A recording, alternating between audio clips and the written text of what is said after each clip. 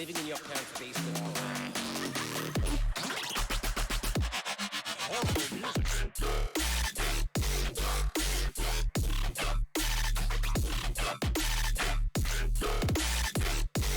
Is there another one?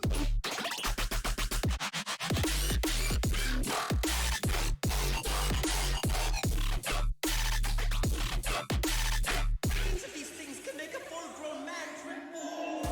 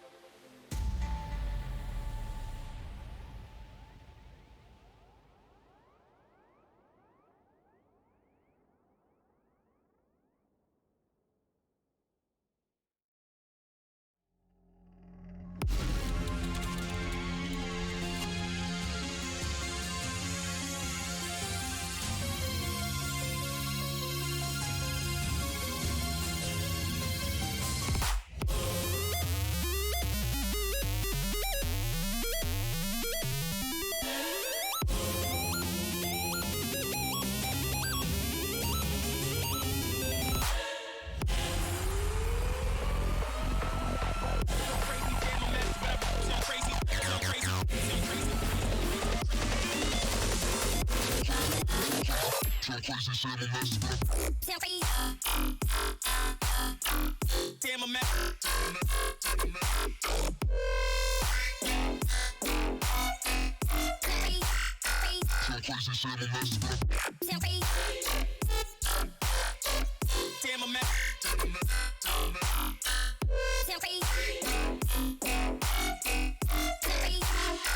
Some crazy Sam, I'm at.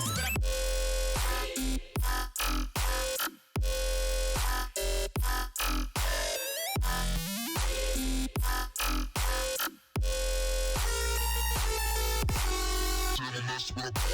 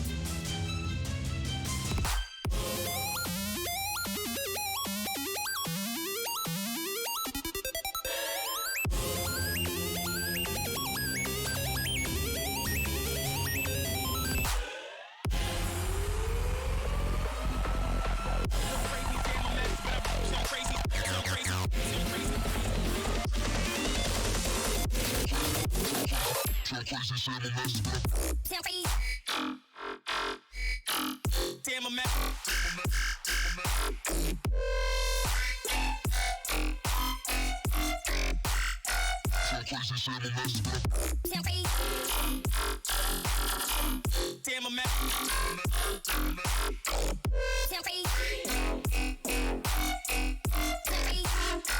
Some crazy Sam, I'm at.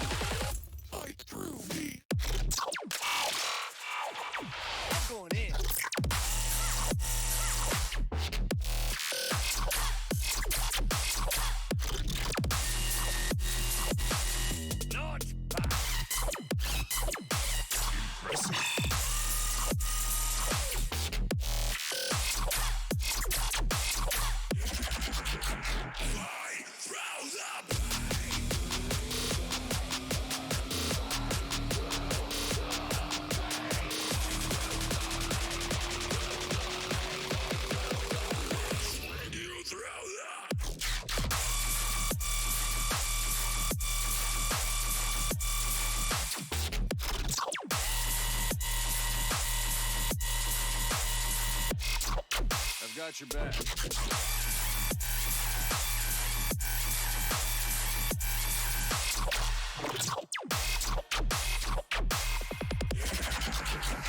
So predictable.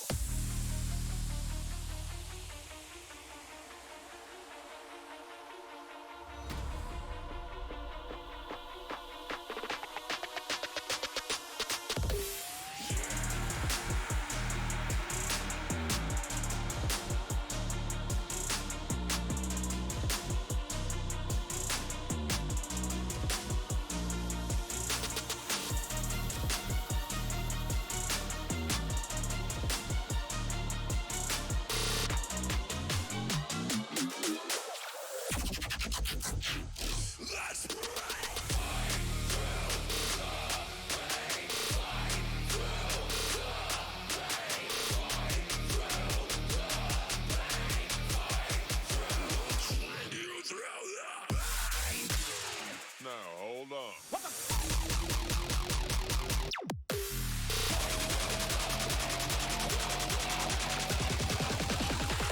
Fight through me.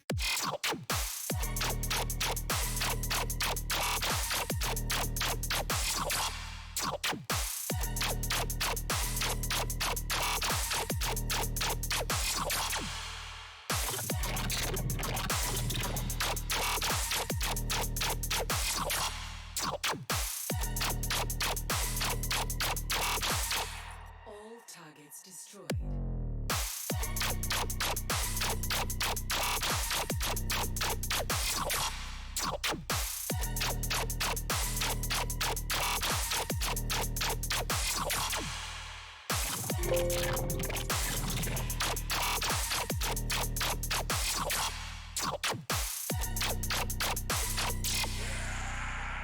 Fight through the pain.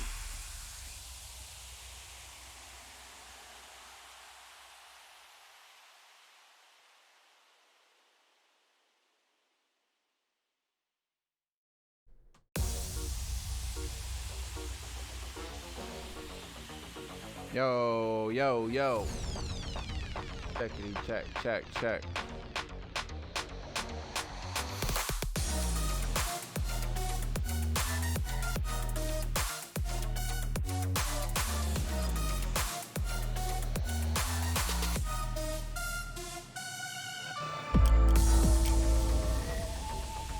Yo, yo. This thing works. It works. What's good? What's good? Hello, hello, hello, hello, hello, hello, hello, hello, hello, hello. All right. What's up? How's everybody doing? What up, Squab? What up, Chunk Space, Prisms, Jaden, Apples? I thought I saw Heckler, Daddy Hex in the chat. My dude. Welcome. For those of you guys who are new to the Producer's Corner, this is week 2. 2 weeks ago, we had Hero Bus, and it was fucking awesome. Tonight, we have the legendary Squnto, and really fucking stoked to have him on, one of my good buddies, somebody who played a huge role in the Producer's Den last year for anyone who was there. Let's let him in. Can we get a quick sound check? Is everything sounding okay? Checkity check. Squnto's here. Daddy. Hey, what's happening, brother? What's up? What's up? We're just doing a quick sound check. Everything sounds good. Nice. Are we live right now, or do you? We are live. Oh, nice. Yeah. We are What's up, fresh. everybody? Live. I'm watching the Twitch chat and on my second screen here. I'll be real. I'm pissed tired today, man. I turbo yellowed a little bit last weekend at the What'd you do? You did have a show? Denver? Yeah, I played Amplitude 5 Denver? Denver. Did a Sick. MEGACHOP set on Friday, and Okay. then I was hanging out Saturday. All the boys were playing, it's pretty sweet. Yeah, The that looks YOLOs sick. were had. The YOLOs were had in gratuity, I'll tell you what. Man. Were they? Still recovering. Man, I haven't had a YOLO in a while. Dude, it's good to get back to it, I was going to ask. I was like, what's it like? How does it feel? It's cool, man. I mean, I have mixed feelings about like fully going back to playing shows right now, but I had this opportunity to play this drive-in show in Utah on 9/11, and I was like, well, this is the opportunity of a lifetime to sort of come out of the shadows and drop a few red pills. And then, my agent gets really excited and he's like starts sending me all these shows. I'm like, yeah, all right, I'll play a few shows. Like I'm not like fully coming back right now, but Right. I'm just kind of dipping my toes back in the water, seeing how I like it, and formulating my plans for the future. What are the plans for the future? Well, honestly, I'd say my biggest priority right now is really getting focused and centered and like working on my mental health, like which is the main reason I took a step back from everything. But I want to like really feel like I'm ready to kick ass before I go hard again. Sure. So yeah, we're just kind of messing around right now, seeing how my workflow is, seeing where my strengths and weaknesses are, and then I'm probably gonna like chill for a while, for a couple months, and then hopefully everything goes back to normal pretty soon, and then we can like all go back to the hustle and the grind. Yeah, for sure. That was going to be one of my first questions actually for you. Also, Chad, if you have questions for Squnto, we're going to be doing Q&A at the end. We have a few things to talk about before that, but you can just hit this link, go to the Discord, and ask questions, and we'll answer. But I have a few questions. You had just kind of touched on it a little bit about mental health and choosing to take a step back. What was it, maybe a year and a half ago? Yeah, so the last years show ago? I played was December 21st, 2019. It was on the winter solstice, actually. Ah, yes. Yeah, but I had, obviously we planned stuff really far in advance. So I can't remember exactly when we made the call finally, but I've been trying to convince my agent and my manager to let me stop for a while, and then eventually they're like, all right, he's not going to stop asking. Like, we better let him do it. So I think we'd made the call by like maybe May or June of 2019 or so. So like that's when I knew we had cleared everything, and then December 21st was my last actual show. Can you shed any light onto, I don't know if there was like a moment of realization or something that happened, or a collection of a million moments that have been happening over the years, or just something that maybe you just never really wanted to get into? I mean, just curious.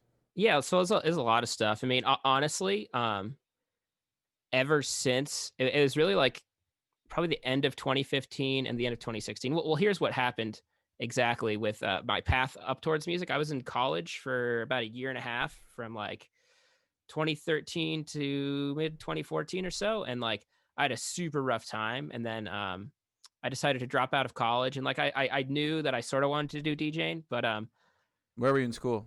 I was going to Plymouth State University in New Hampshire, and check this out. This is going to blow your mind. I got a 0.75 GPA my second semester, my freshman year. I actually got kicked out of school my freshman year. It's called academic severance. Ooh, shouts out to all the SLDP kids in the chat. Hell yeah, shout out. I got kicked out of school my freshman year for being too stupid at getting grades, and then I like wrote a letter to get back in. I was like, no, I'm gonna try hard this time. I promise, guys. And then I had this just super rough second year at school, and I dropped out after a semester. And I like was doing music at the time as a hobby, but like I don't know, I probably had 1,500 followers, maybe 2,000 followers, like really small. And like I knew I could do it, but it was just kind of like something to tell my parents to like get them off my back. So it wasn't like my full plan or anything. But then I eventually was just kind of grinding at it, and eventually we started getting places. Then like my first big come up started happening in like I did my first international tours in 2015. Like I did Australia, I did Montreal for the first time, and I did Paris, and that was cool. And then I got offered this big show in Paris early 2016 called Animals. Of course. And like I knew this was a huge opportunity and could be big and could be like a launching platform for the rest of my career. And like almost as soon as that happened, I started getting like this just really bad relationship with my craft and my music, and I would start feeling like just irritable and anxious and stressed all the time. Like almost all the time. Like sometimes I would feel stoked and happy about it, but almost as soon as I started getting opportunities, it was like just like kind of started glitching me out. Sure.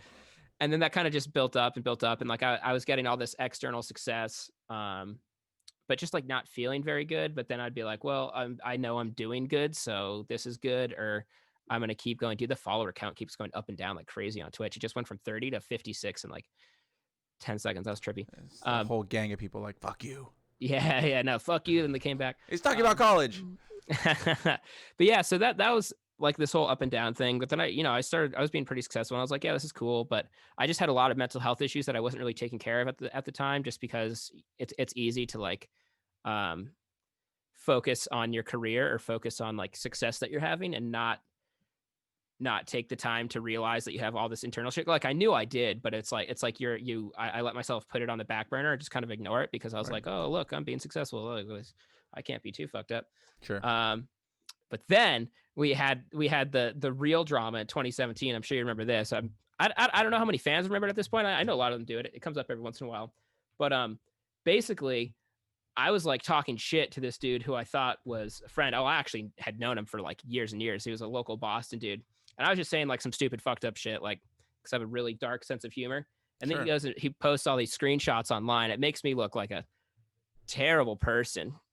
But like, I was being like extremely ironic, but fans are kind of stupid a lot of times and like don't have that discernment. And if shit gets posted out of context, it doesn't matter what it is. Like it can look terrible. So then that happened, and that was just horrible. That was like a whole super dramatic thing that just like totally shattered my mental health space, because it wasn't good to begin with, and I like wasn't having a great time to begin with, and then that happened, and then I just feel like I got massively misjudged by so many people who weren't even asking questions. They're just like, oh my god, like it's Squnto so bad, and I was like, oh my god, this is fucked. And that was like literally right in the middle of like my first big tour that I had booked. And it was awful. Like 2017 was probably by far the like worst collection of experiences I've had as a human being. It was so terrible. And then that's really when I started to get like a serious distaste for like EDM Twitter, or like the toxic aspects of the community. Mm-hmm. Like it started to really bother me, because like I realized it before, and it would upset me from time to time. But then like when you see that like that cancel culture mentality, or that hive mind mentality, or that like ganging up or bullying mentality, I'm like, yo, this isn't cool at all. And then that's when I started really being like, I absolutely hate this. Like this is really bad, but I'm stuck in it, and my schedule is booked, and I have all these opportunities coming up. So that's when it became like a kind of what felt like a life and death struggle to me. Ooh, shouts out Anarchy, snacks on hand. Oh, Little Turpentine's in here. What's up, fam? So that's when it started getting really bad. But then that's also when my career was actually like directly starting to take off. Right. And then I did my first. So like, all right, I'm just compartmentalize this, and just there's nothing wrong. I think that's something that like is just too easy to do. I remember I saw you because I played that show on the Excision date and the Excision show in Nashville, and you were like not happy at all. And no. I was really bummed. That show specifically, that tour, I was in a really rough headspace. Well, before we move on to the music production stuff, I think it's important to take note of just like, I would like to take a moment to just say that I could see the difference in you, now, and like, hell yeah. You dipped at you did what you needed to do, and you exited the toxic situation that you were in, and whatever that may be. And sometimes I think the lesson to be learned here is that mental health comes first before anything, before career, before like music will always be there. And maybe you can speak a little bit about how when you weren't in that good headspace, how were you creatively? Oh, terrible, bro. I wasn't doing shit. Right. Yeah.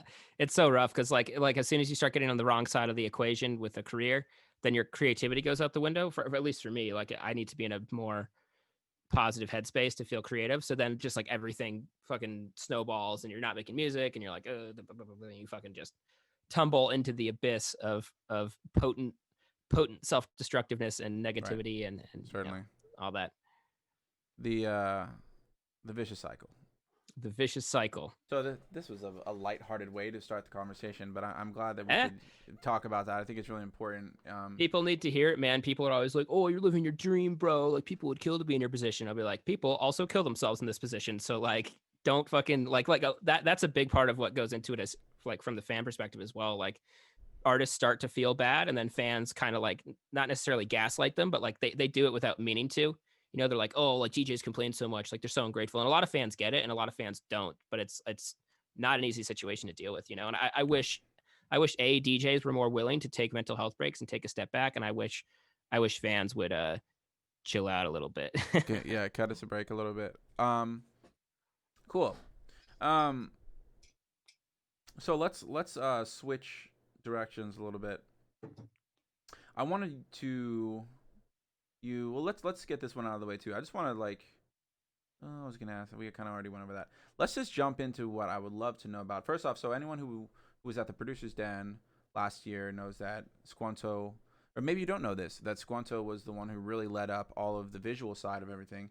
When it came down to me putting together the Producers Den, I realized how much I didn't know about video, and I was like, fuck. I was like, I'm gonna do this wrong. People are gonna pay money, and it's gonna look ugly and suck.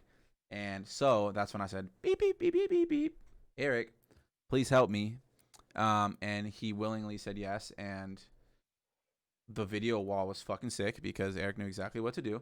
And as someone who actually, I've always been curious about it myself. I know I learned so much from you doing it.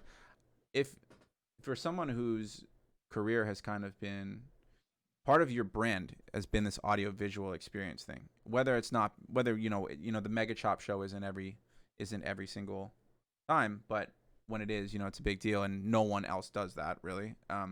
So True. How did you get into that aspect, and how did you work on bringing, and then eventually, you'll show what you're doing, but bringing the visual aspect in with the audio aspect as far as the live show goes? How did you get into that? And also, an extension of that question, how would you recommend someone who would like to get into that, how would they do so? Yeah, so that's a great question. I'll preface it by saying I'm really into like cinema and movies and stuff, and I always wanted to make movies when I was younger. So I've always kind of had this fixation or fascination on visuals, or just cinematography in general. But then it was a gradual process where my first MEGACHOP sets, I just played audio. Like one of the first ones was that animal show in Paris, and I just played audio, and it got really good feedback, and I was like, okay, this is a thing. The mix was doing well online at the time. But the main reason it was popular is because the actual videos online, right? And it was the videos of me chopping it, and then eventually I edited the video where I did this in post in After Effects, where I like keyframed in all the waveforms by hand manually. Wow. And I released that at like the end of 2016, I think. And then my buddy sees that, and he's this visual systems designer named Jonathan. His Instagram handle is Particular Experiences. If you want to look him up, he does some really cool stuff. Look him up. He actually designed the entire visual system for Avant Gardner in Brooklyn. If you've ever been there, that club with the giant surround sound panoramic projector thing. Yeah. So he's a smart dude, but he saw that video and he goes, "Hey man, I could design you a system that does this live in real time and just reacts to your mixer, reacts to your MIDI." And I was like, oh, fuck yeah, let's go. And then that was kind of the light bulb moment I had, where I realized I could turn it into a full live set. And I had done sets before where I just had a GoPro on my mixer, and you could just see the chop cam. Like I did my Australia tour like that. So like I was sort of moving in that direction, but it was a lot more rudimentary and a lot more crude. And then once that came to fruition and he actually designed the real-time live MEGACHOP system for me, that's when I started really pushing to do the full integration. And then from there, it was just a learning process of doing it and learning how to integrate the MEGACHOP thing with the VJ software, with Ableton. And then over time, I figured out how to dial it in more and get it more to where I want. There's still a long ways to go, and there's a lot of like upward mobility that I have and stuff that I want to do in the future. But yeah, it's just kind of a gradual progression and just the want to do like a cool synchronized show, because not many people, like no one does something similar to a MEGACHOP. Like there's a lot of multi-droppers and a lot of multi-chops, but no one's really doing the full integrated shebang. And I was like, well, that's the key to a successful thing, is A, doing a cool thing, and then B, if it's unique and no one else is doing it, that's a reason to come see me, especially if it's actually musically good, which I'd like to think they are sometimes. Certainly. I think they are. Thank you. Cool. Well, let's I would like to go directly into just maybe you giving a brief explanation of what your thought process is behind putting these sets together. Like, putting together double drops is one thing. Auditioning, however you would do it, auditioning in Rekordbox or practicing on CDJs, whatever it may be, but the whole continuity between like like the concepts creatively behind, okay, I have 4 tracks playing at the same time and then I have to transition them into another full set has always been really interesting to me. And I know a lot of people in the chat are DJs and would love just some insight into how you put that set together, or those sets, put those Totally. Together. Yeah. I can start screen sharing if you want. I got some. Yep. Yeah. All right, let's do this. Here we go. I'm just gonna do an advanced one and do a portion of the screen. Let's make sure everything is straight. Yep, that was good. Do it like this. Do it like this. Okay, cool. Yep, that looks normal. All right, so basically, just put this full screen real quick. All right. For this most recent one, for that 9/11 show, I wanted to do basically an entirely new set. I'm gonna move you over here so I can. Well, there you're close to my thing. I wanted to do pretty much an entirely new set. So I knew that I would maybe be okay with playing a few old routines, but I basically wanted to start from scratch and do something completely new. So the first thing I did was hit up all my buddies for tunes and get pretty much every new release that existed, like every new Disciple, Never Say Die, whatever, get them on Beatport, like find just as many new, fresh, and like ID tunes that I can. And so this is my folder for the whole project, right? So this is all my different types of media and all the different resources that I need for an entire MEGACHOP set.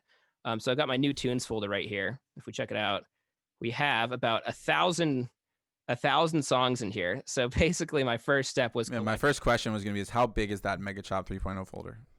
Let's pretty big. It's like 100 something gigs, maybe. Jeez. 169. Nice. Oh my God. Nice. So yeah, I collected all these tunes, and then you're like, all right, what's the next step? Well, I keyed every single one of them by ear.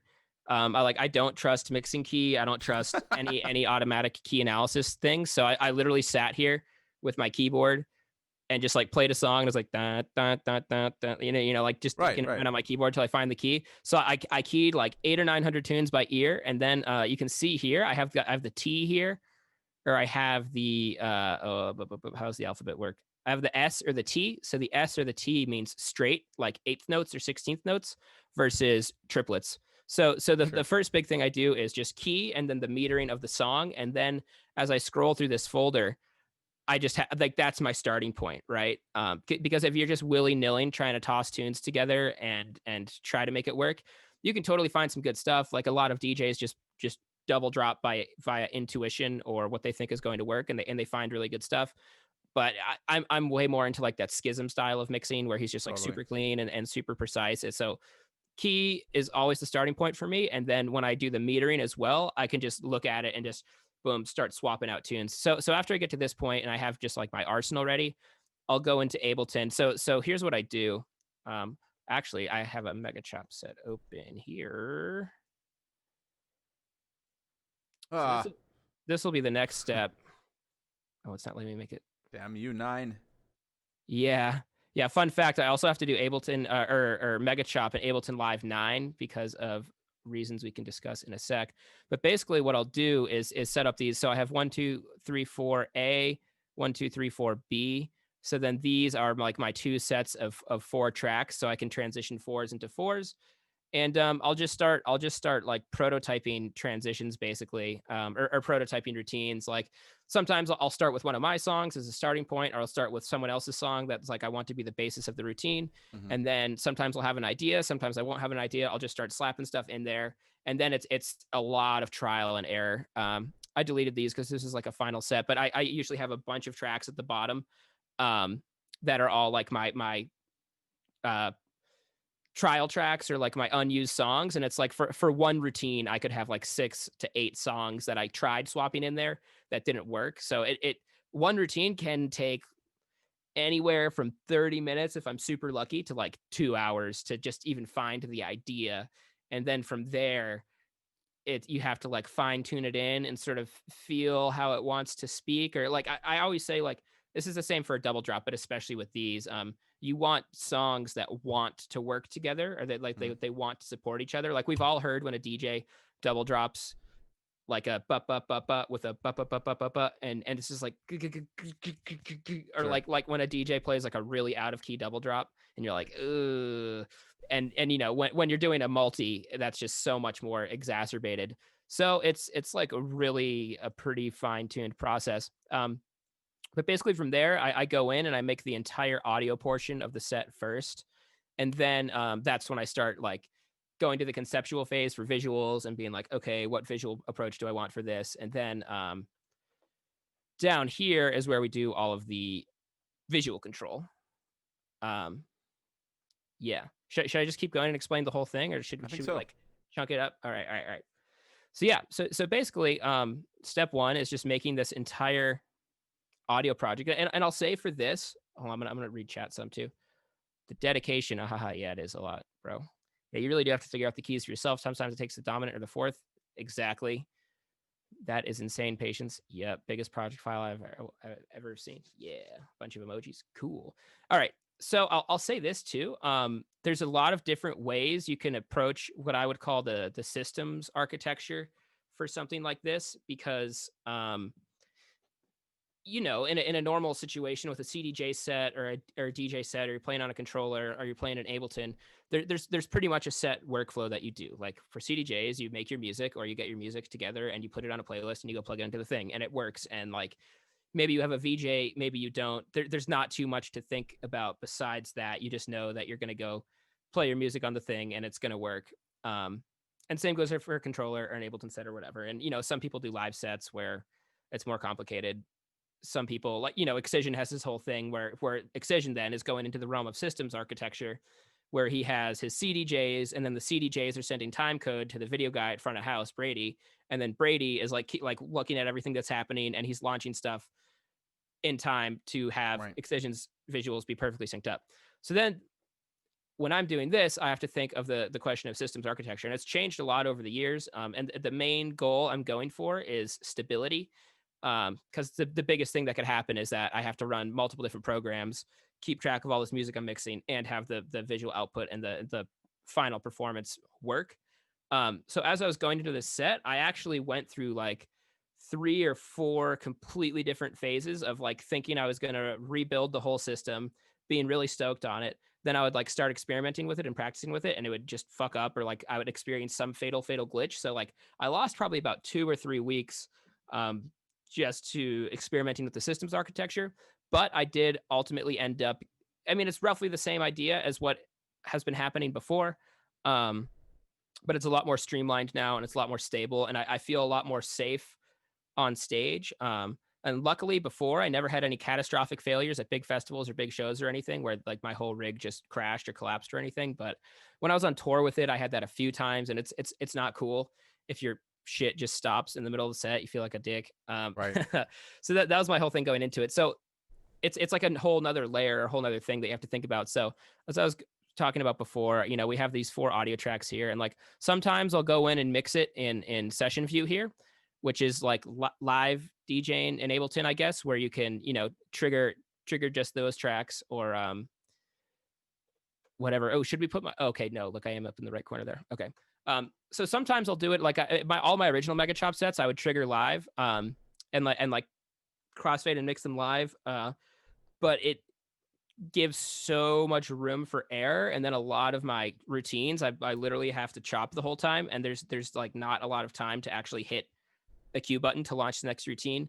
And I do want to move back more towards this live thing someday, but if I'm playing like a festival set or a set that I know has to be like an exact hour of just deletion, I usually tend to program it in session view, and then you could say it's like pre-mixed or whatever. But all of these channels are sending individually to the mixer, so everything is still live from like the actual performance or chopping perspective. And then this allows me to have a much easier time doing the visual control. So yeah, all my audio set up here. Then we have the OctoChop group down here. So when we do the infamous 8-song routines, we've got 1 through 4A and 1 through 4B set up in parallel. And then if we go here, you can see the Ableton crossfader right here. This is actually mapped to the DJM mixer crossfader. So when I slap the crossfader on the mixer, it slaps that Ableton crossfader back and forth. And then if we go in here and look at the OctoChop fader assigns, it's all the left-hand ones are on A and all the right-hand ones are on B. So then when I slap that fader, it just crossfades in between 2 sets of 4 tracks. So the octo chops are all live as well. It's actual live control of 8 songs. It's not edits. It's not. There's no funny business here. If I'm playing, Let them know. Let them yeah, know. yeah. Okay, so the audio aspect of it is pretty easy. Oh, I'll mention this too because this is kind of a unique thing. I have these production groups right here, production A and production B. And a really cool thing that I do like about putting together mixes in Ableton like this is that you have the ability to make edits and add production elements in pretty much whenever you want. Like if I'm working on a routine here, not only can I just click directly on the drop and like go practice my chop again right away without having to rewind the track and hit Q or play on the CDJs again. I can go right in and practice routines. But you can see I go in here and there's like a lot of micro edits, like if I need one part of the song to repeat, or if like the wobbles at the beginning aren't quantized enough, I will literally go in and like if a late drop is like really offbeat, like an Akio style, or like how a lot of rhythm tracks are, I'll literally go in and move the wubs to be more on grid, or I'll like repeat certain things or move a sample somewhere, or just sometimes even copy paste whole sections of 8 bars. Like Downlink was talking about this in his Producers 10 seminar, like editing the structure of tracks to make them more DJ friendly or to make them work better in your routines. But then I also have these groups up here where I add in all sorts of production elements like sweep ups, these effects, downs. Yeah, and just sometimes like a song won't have enough of a build, so I'll go in and like add a bunch of drums and a sine sweep up, or like a cymatics trap drum loop. Add to the build. Can we get some audio? Yeah, so this is going to be coming back through my mic, because it's coming out of the DJM external. Cool. We could maybe try. I don't think Zoom would have a good time capturing all separate sections. Let's see how it sounds. Okay, it's time to. Can you hear that? Yeah, it's not bad. Okay.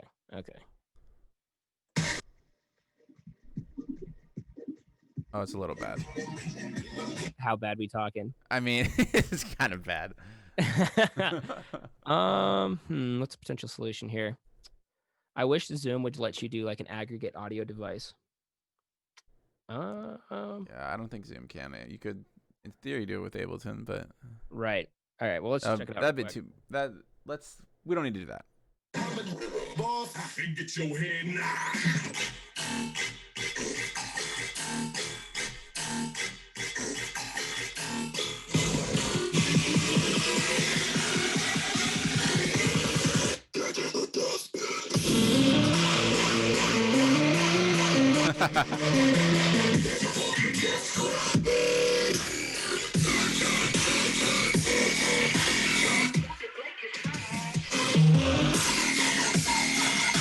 Yeah, so it's just like a heinous 3-song routine thing. So somebody had a question here that I like this question, that are the effects already programmed but you still chop live?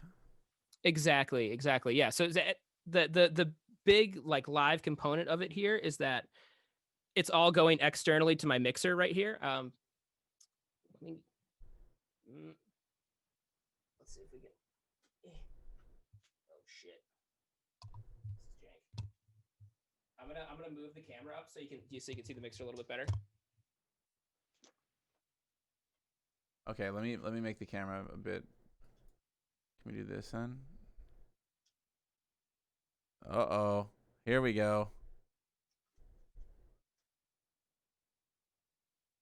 All right, so I've swapped to the choppage here. I don't think we can we do both? The what now? So Does this work? yeah, let me do this real quick so you can kind of see what's going on. Ableton and oh yeah, look at that. That's not bad. Oh, nice. Yeah. Get that bigger. I think that's as big as it goes. Oh shit. Okay. It just gave me a no more. Right. That's Yeah, all we got. It's not terrible. So the audio is coming out of Ableton, right? So each one of these 1 through 4, yeah, I'll totally go into the audio right in here a little bit. That's some fun stuff. So 1 through 4, they each go to the fader 1, 2, 3, or 4 bus, and then that goes for every single one of these and all the ones in the octachop as well. So then down here, I have my fader sends. So then every single different track that corresponds to each fader goes into the fader sends, and then these go to external audio outputs. So then on the mixer, everything is live. Everything is getting mixed externally. Cool. So all the chopping and all the mixing is live. It's just like the tracks are essentially queued up automatically. I kind of think about it like playing Time Crisis or something, or like an arcade shooter. It's like you're on a rail and you just got to shoot everything, and it's like you can totally get wrecked. Like you can stomp on them, or you can get super fucked on. And it's like, I mean, I could see people giving me flack for not launching the tracks live, or the classic argument is like, hey, he's not on CDJs, he's not even beat matching. It's like, well, dude, this is a lot of fucking work. And it's like, if I fuck up and if I start whiffing on a routine, it's bad, bro. Like if I miss like the first part of a chop and it like psychs my head out, it can get really bad. Sure, I can imagine. So yeah, then everything is routed into these things, and then it goes externally to the mixer. This is using the DJM as a USB sound card.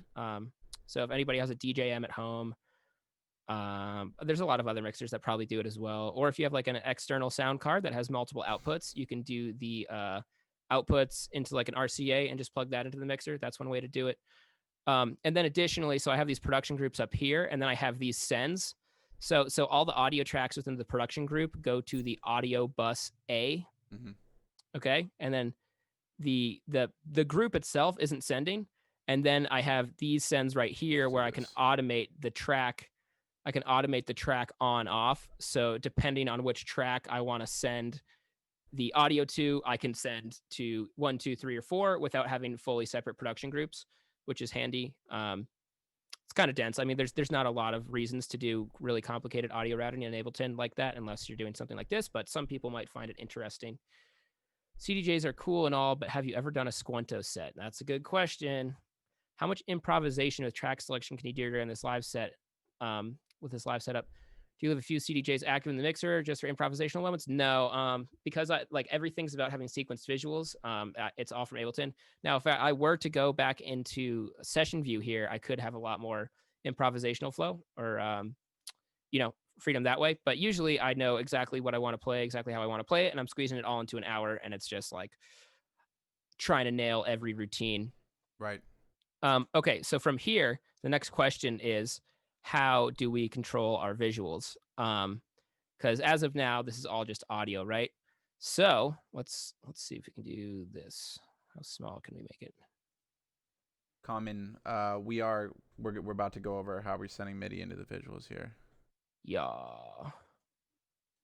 So I'm gonna do away with the CD. Well, no, we'll keep that up still. Okay, so that should about do it. Okay, so now on the nice. Yeah, you can put that on like the bottom left, maybe. Yeah, that's what I'm doing. Sick. So now what we have on the right here, this is Resolume Arena. Some of you guys might be familiar with it. Some of you guys might not be. This is like the industry standard VJing program. So it's pretty simple. I mean, it works a lot like Ableton Session View, if you're familiar with Session View at all, where there's just like, clips and shit and or slots and clips. So if anybody's familiar with Resolume, I'm just going to scroll through this so you can see what the project looks like. Try to get an idea of it. So this, I would say, generally is like a lot more complex than your average VJ project would be. So basically the way I have it set up, well, let's go over something else real quick first. So the whole MEGACHOP setup is 3 parts. It's Ableton, which is the music and the MIDI control for everything.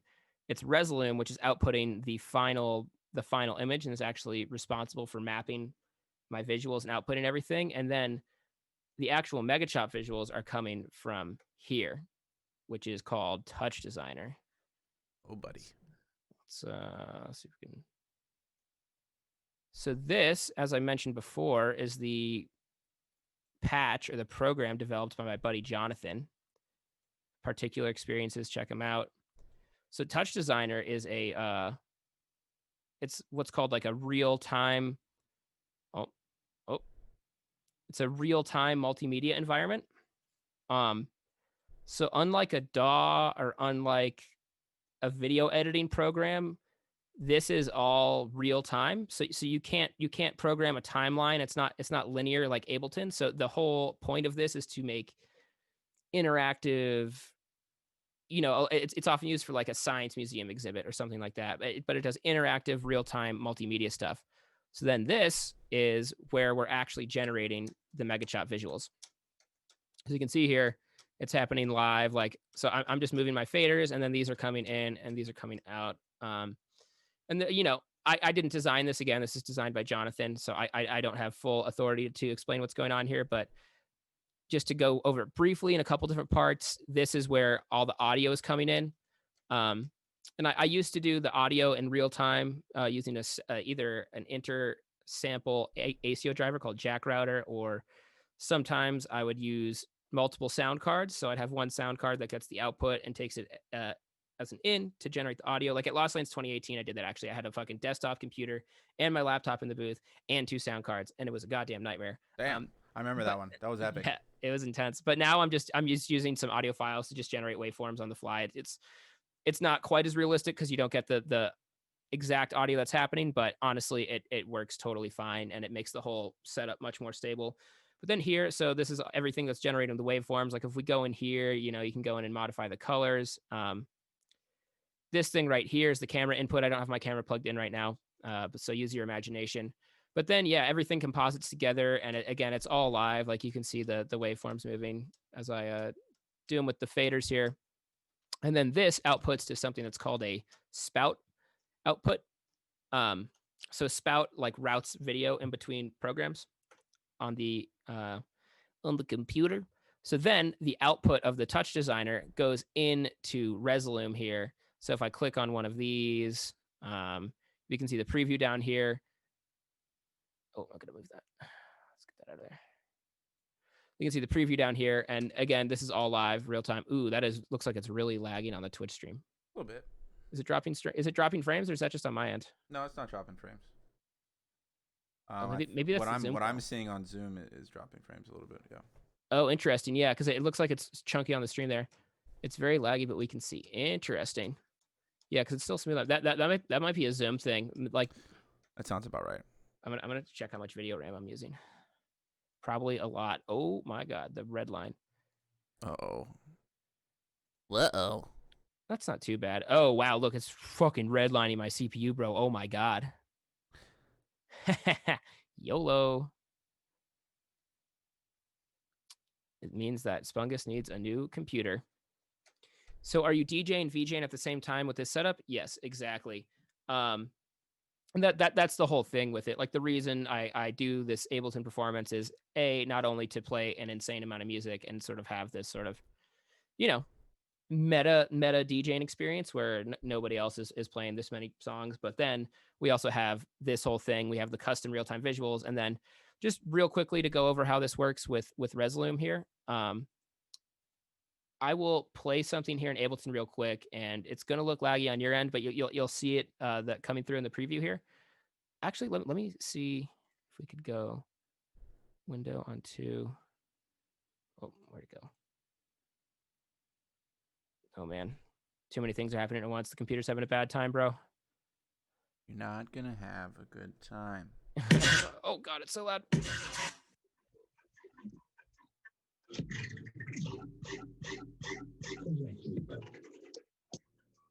Oh, it's so laggy on this. Yeah, it's real laggy.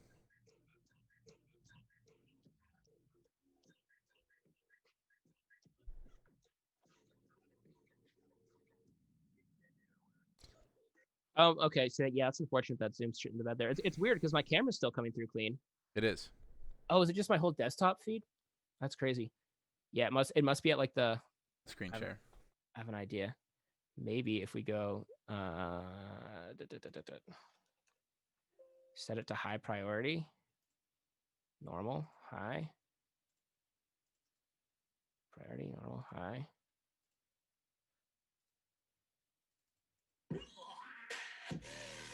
Does it look better on your end? Or is it still chunky? It's chunky. All right. Oh, it's fine. Oh shit.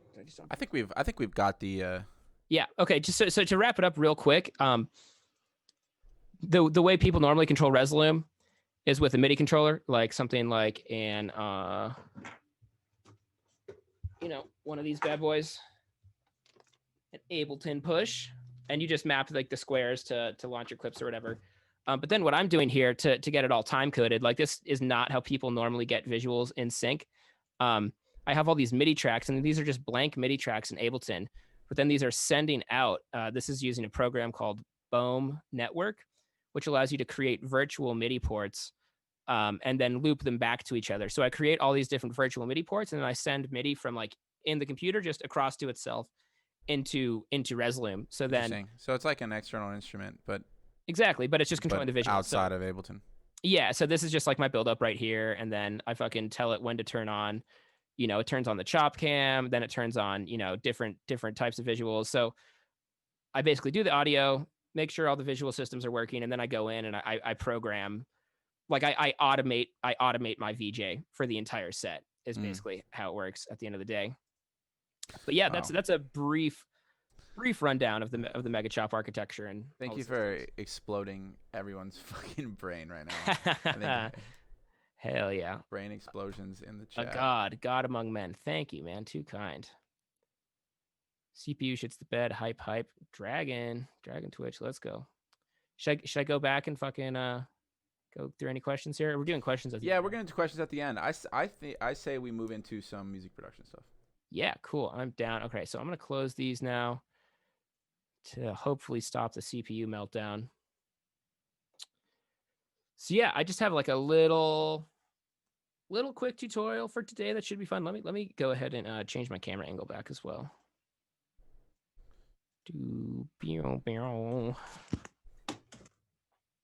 Remember, you can donate to Squnto, Venmo at Eric-Roth-15. Would be very nice. Shout out to everyone who pulled up and is hanging out. Woo! Remember, you can All right, still we're ask back, questions baby. in the Discord. Now, I'm going to stop the share and restart it just from the Ableton window. Cool. So we get that share computer sound. Cool. How's it looking? Is it still chunky or are we normal now? Ooh, it looks normal. I think we're back to normal. Thank the Lord. Let me okay. get this back to a little bit smaller. There we go. Beautiful. So real quick, I'll just show us like the end result here, and then we're going to go through the process. I'm going to be talking about making some nice sounding, super clean custom wavetables. You've got to share your computer audio. Is it not? It's not doing it? No. When you share the screen, you got to make sure that you click share computer audio, and I would just click your output to Zoom if possible. I did. Let me see.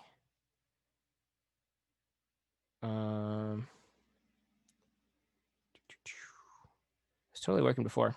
It totally was. Let me stop the share again real quick. Boomer Zoomer hours. Okay.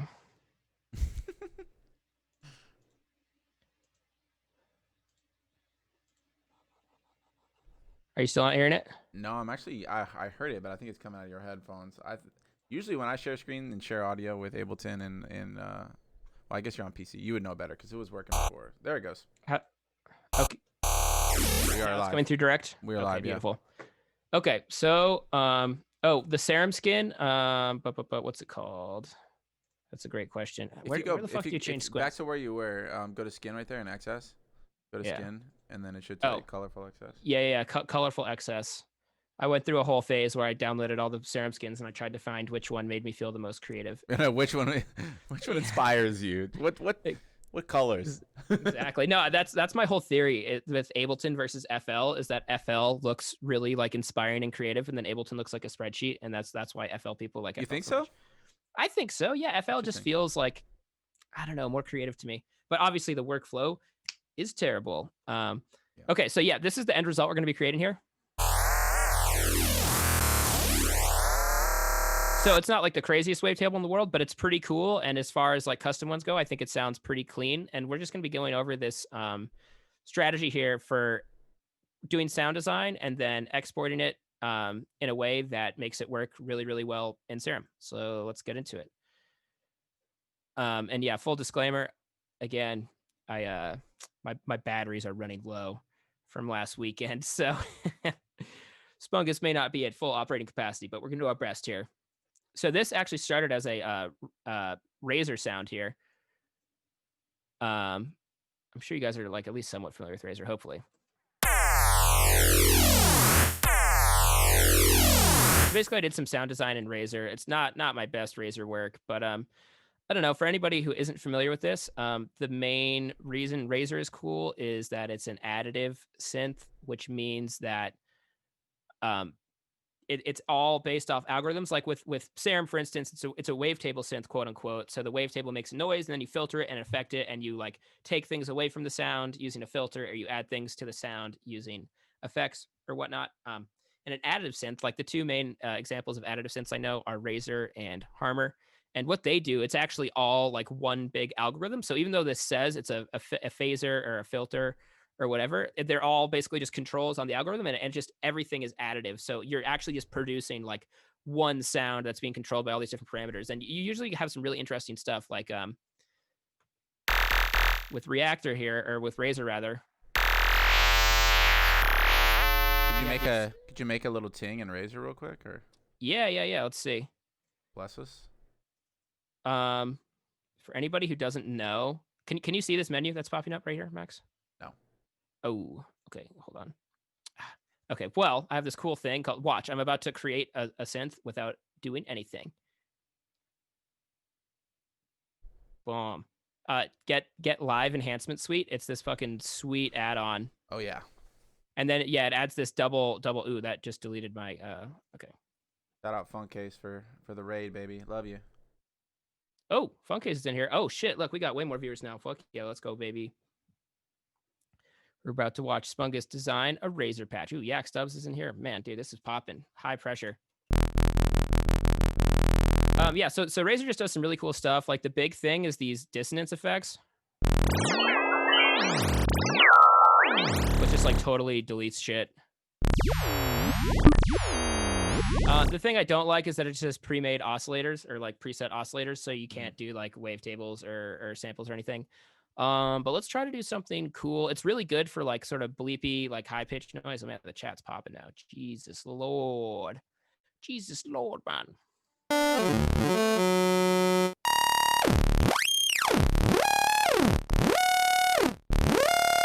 Okay. Let's just like, so when I'm designing noises for wavetables, I like to just design them out in like 1 or 2 bar chunks. And specifically for the technique we're doing here, we're going to design it specifically at E because of like the way we're going to import it into Serum. We are lagging a little bit, by the way, Eric.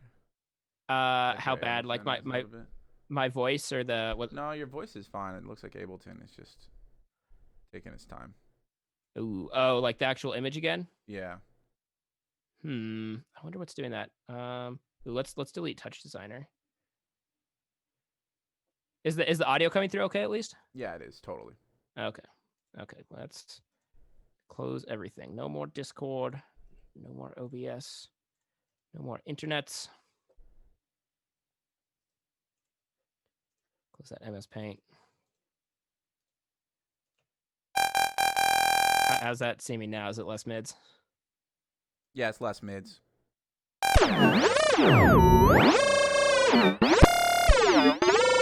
Yeah, so these just like, if you look at the spectrum here, I don't know exactly what it does. It applies some sort of equation or maths to the output and just like yeets it. You can just see how it moves the spectrum in like a crazy ass way. So which one's usually good? Metal's kind of cool.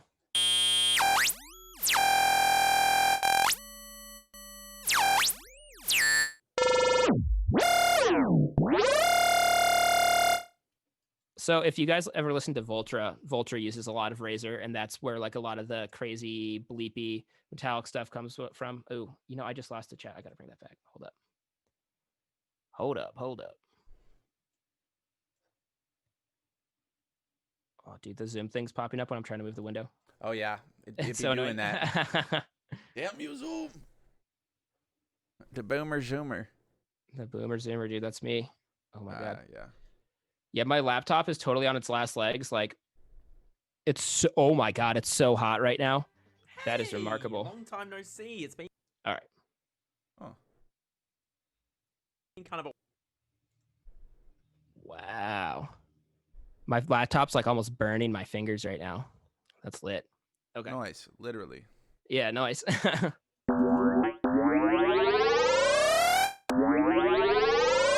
I'm doing like some Razer sound design for Serum. I'll just kind of like start drawing stuff out like this. Should get some cool stuff going, and we're just gonna like crank the sync. This like isn't gonna be very good.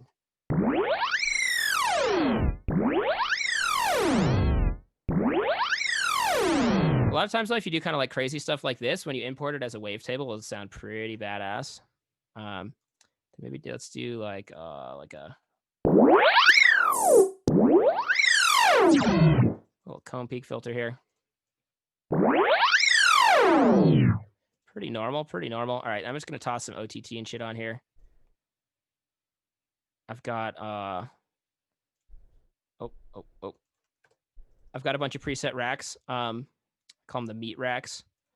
Meat.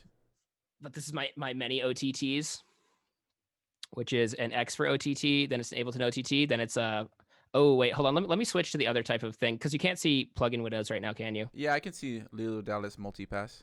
Okay, nice. Sweet. Yeah, so this is like I like using multiple different OTTs sometimes. So I just use the Ableton one, then I use the Overachiever, and then I use Xfer just for shits and gigs. I mean, I think it sounds meatier. It definitely sounds slightly different. And then I almost always, if I'm doing some YOLO sound design, you got to spam the soothe. You just got to. Just kind of like indiscriminately crank that up. Do you? Oh, yeah. Fuck yeah. Okay, so I'm just going to render this and like we'll see how it imports to the Serum. Dude, wow, my computer is having a bad trip right now. Yeah. Oh, dude, this happens sometimes. So when I'm doing a Zoom screen share, it doesn't like, do you see that? Like that just blinks right there. It doesn't let me export it. Like if I try to save it, like look what happens if I try to save it right now. Wheel of Death? Oh, no. No. It'll do it, but if I try to save a copy, oh wait. It's trolling me, dude. Oh, see, look, like it just instantly closed. That was fucked. Oh, now it's back. Yeah, it freaks out. Okay, fuck it. So I won't export that one. But so this one over here, I designed earlier and I exported this. And for the record, this works with literally anything. You could even design a sound in Serum, then bounce it, and then do the same process and have similar results. Or you can do it just with samples or anything really. So here's the process that we're doing. And it gets really, really cool results for making custom wavetables. So you have to have phase plant to do this. So we're going to pull up an instance of phase plant here. And what we do. Your phase plant is pretty. Yeah, thanks, man. Yeah. I don't know if they have official support for skins yet, but a while back in their Discord, they came out with like certain files that you can modify or grab for skins. And I was like, oh, dude, the space one. Let's go, bro. Hell yeah. So let's see. Let me catch up in chat for a sec. 4 OTTs or GTFO. That's correct. Sorry, I'm sure you said what you're using, but that is not operator. That was Razer. Come on, Yaks. Yeah, is it trolling? Razer, Mr. Yaks. I don't think he was trolling. We could design a sound and operator in a sec. Okay, so I don't know why, but for whatever reason, FazePlant has like a really fucking sweet wavetable import engine that like you can get pretty good results with the Serum one, but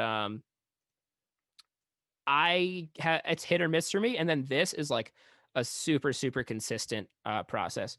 So I just bounced out that Razer thing. Just have it there. It sounds pretty normal. And then we're just going to drag it in, or sometimes FazePlant's tricky. So we go boom, create from sample. We're going to go in and get our Razer noise. And then just real quick, you don't really have to do any processing. But I'm just going to, where is it? Normalize, just make it all a little bit louder. I'm going to close out here.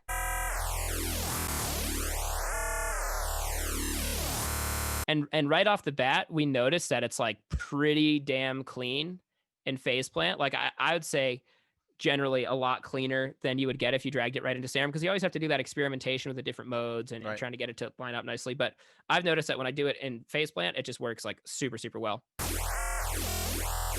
So that's like pretty hype already. And then I go in here. Oh, where is it? Then we're gonna go save. So this brings up the Faceplant save dialog, and then I like putting this in a separate separate folder here. So this is just going to bounce out to my main sample library. And I already did this, but I'm going to do it again for the sake of the video. And we're going to call this Razor WT test 1.2. And then right here, you want to make sure it's saving in wave and not FLAC, and just boom, save that. And now we're going to go ahead and open up an instance of Serum. And now this is the secret sauce here. Well, first you want to go find it in your sample library. So right here, I found my. This is actually really interesting. If we listen to the sample that that Faceplant just saved, it's like really low and really stretched out, and I think it bounces it at like the lowest possible octave or something like that to have maximum fidelity or resolution or something. So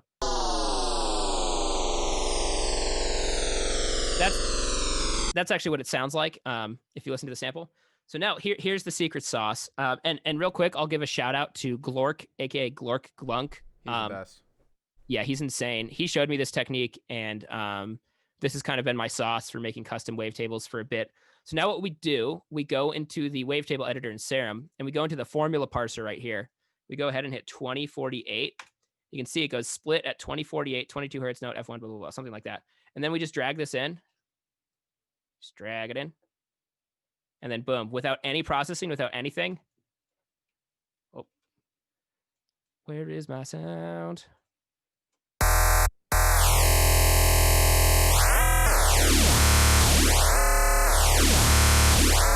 It's like instant, super meaty, super, super thick wavetable. Wait, we're doing it here.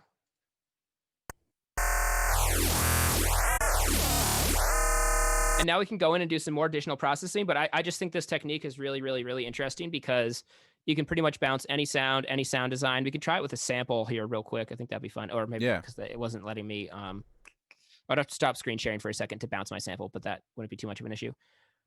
And instantly it's thick because of the formula. Pretty much, yeah. So you're just telling Serum like what sample size or what sample rate you're going to import the wavetable at, and then it knows how to deconstruct or process the wavetable in a really nice way because of that. And then I think the main secret sauce that's at play here is the way that Faceplant processes and saves wavetables, because something that Faceplant does is that it automatically aligns the phases of every frame of the wavetable, which Serum, as far as I know, does not do. So that's something to think about. But then if we want to do a little bit more, go in. You can do our standard stuff, process. Sometimes a good thing to do is remove your fundamental and then normalize it again, and then that makes sure there's no like sub bass in it. Which can be good if you always program your sub bass separately, and you could always try a little squarify. See how that goes.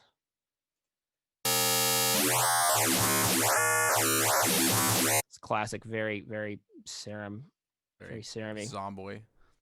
Yeah, I can never find the it's that one. It makes the save a little check mark squarified Razor RT.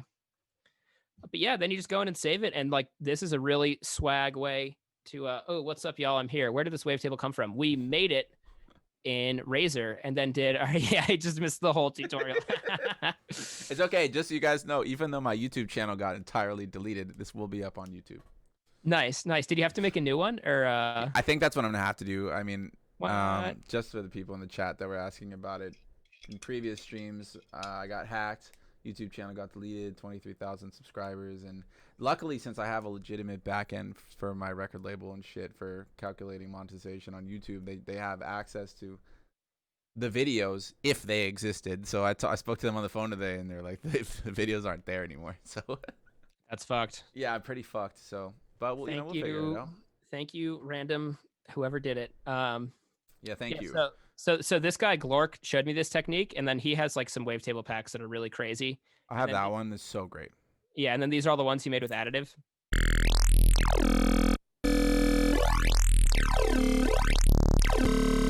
Yeah, he's super hype. Yeah, let's just try something for the lulz real quick. I'm gonna have to stop screen sharing for 1 sec when I bounce this out, so my computer doesn't have a heart attack. Cool. But it'll only be momentary. So we're just gonna open up Phase Plant here. This is another really fun way to find wavetables if you like don't feel like sound designing, or you're just kind of like out of ideas, or you're feeling lazy or whatever. So I'm gonna go to my sample library here. Effects. Twisted Tools Transform. This is a classic pack.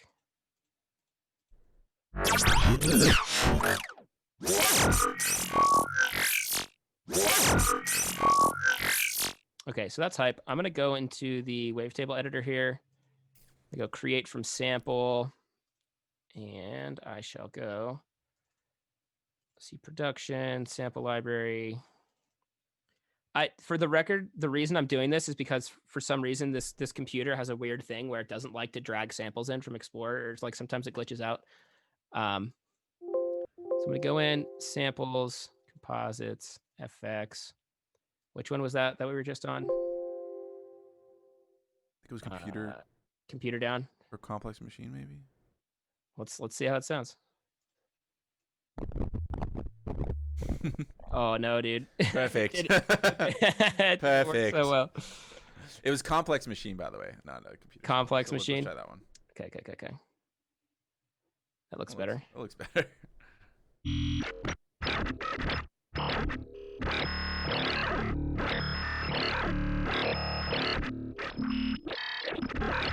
That's pretty sweet. Okay, let's try something. Create from source.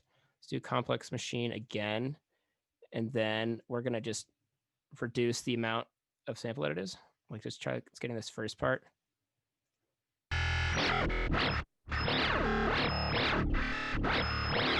Like, that sounds pretty sweet. Let's do a few things. We're going to normalize. So here's a really cool thing you can do when you're working on wavetables in Phase Plant. You can apply disperser to it. Interesting. I never like tried that. inside the wavetable, dude. It's fucking hype, and you could just keep doing it. Disperse. More dispersion. Let's just give it the old 3x. Triples.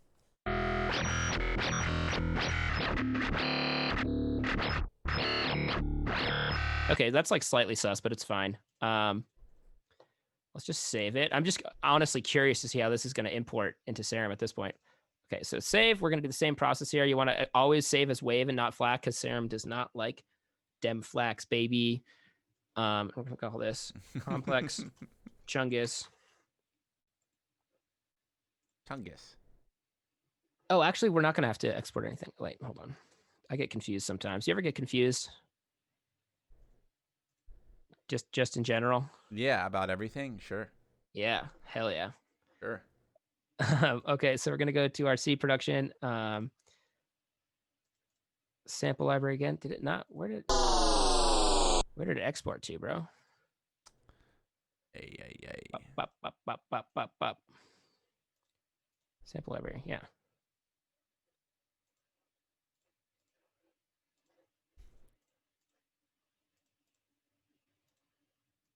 Okay, that's weird. Yeah, that's weird. What's it mean? What is the meaning? Sometimes computers just be acting funny. I'm looking for it in my browser real quick. Dude, it's literally all there in the actual... That's so strange. Dude, what does it mean?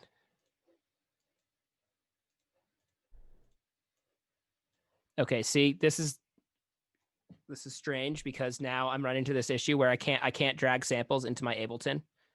Have you ever experienced that before? Only when I was accidentally running it as an administrator. Oh. And I was like, why can't I edit video in Ableton, which is something I enjoy doing. Really? In my spare time, yeah. Like all my like trolling like meme video content promo for like Underdog, I'll just like hunt the internet for stupid like trap like kind of TikTok dances basically, but like with cartoons or whatever, funny meme dances. You bring in the audio. Excuse me, you just drag in the video, and it separates the audio channel.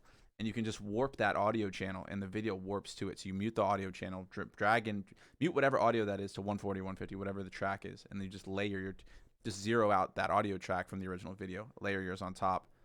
Kablamo. That's hype. Yeah, I feel like that's really good for like meme editing too. Right. Totally. All right, hold on. I gotta stop the screen share for 1 sec. Go for it. Yeah, this computer I've had since like 2016, and it's kind of on its last legs. It's like still kicking, but it has like a lot of random curses that are unexplainable. Like Sure. it's super ultra hot, concerningly hot, even hotter than like a MacBook gets. And then it has this weird thing where it doesn't like me dragging audio into Ableton, or it just does weird shit, and has this weird glitch with Zoom where it fucking like if I try to save or open a new project with the Zoom screen share up, dude, look, they're still not in there. What the fuck? Desktop. Yeah, I do need a new desktop, honestly. No, I'm just saying, just bounce to desktop. Well, I just don't know why it's not showing up in the folder that I bounced it to. It defies comprehension. Anyway, well, I'll share the screen again.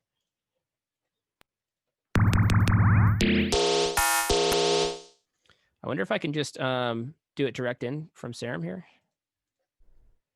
Can you do import? Okay. Audio via fixed frame size. Oh, here we go. Here we go. We're hacking the system. It will not be beaten. Complex Chungus, and then we're going 248. Whoop. Okay. I like how it's an option to just put guess. Yeah, let's play the guessing game.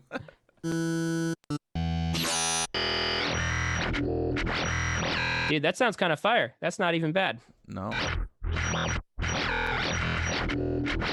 But then, like, the main thing I like about this is just that it defies comprehension. It's a good sample. True. Yeah, the main thing here is that it imports super cleanly, and you don't really even have to do any processing. And again, you can, but it's just like pretty smooth and creamy right off the bat.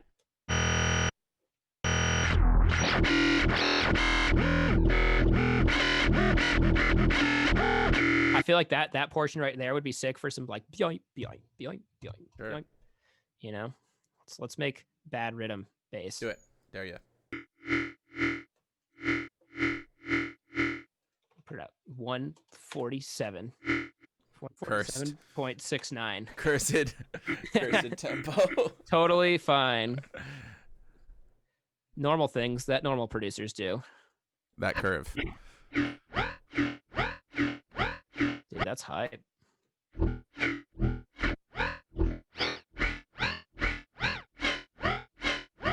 Dude, let's spam it with OTTs. Let's spam it with many OTTs. But yeah, yo, live enhancement suite, so hype. And I wonder if like I don't know, what do you think? Like a high notch or a band? Probably a high notch. A high notch for the culture. Yeah.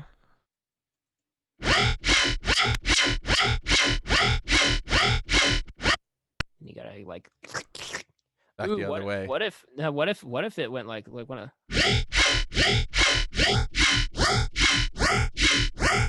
yeah, that's kind of hype. That's kind of hype. And then yeah.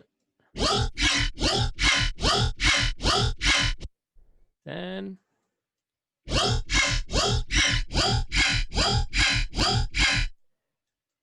I'm just freestyling here.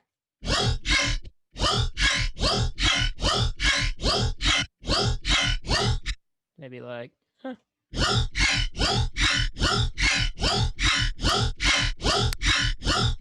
Here's a random cool trick you can do with chorus. If you turn the mix all the way up and the rate all the way down, and then the LPF all the way up, it acts as kind of like this weird tonal delay thing. And then you can crank the delays a little bit and get some really interesting results.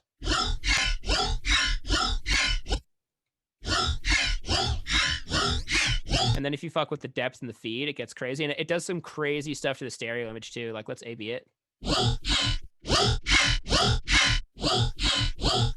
It's like kind of subtle, but it really brings out some interesting stereo effects a lot. Let's try doing this.